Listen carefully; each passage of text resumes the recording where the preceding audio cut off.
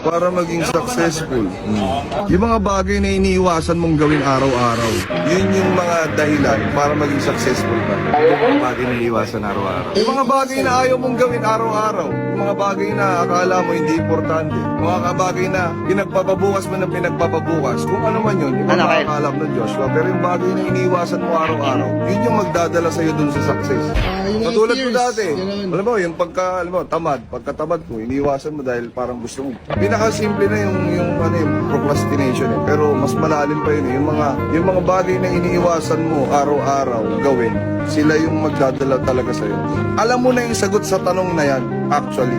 Alam mo kung ano yung gagawin. Kasi nandiyan ka na eh. Tanti ko, nandiyan ka na. Kumbaga, lahat tayo may kanya-kanyang perception na kung ano yung magdadala sa atin doon. Gagawin mo na lang. Alam mo sa utak. Okay.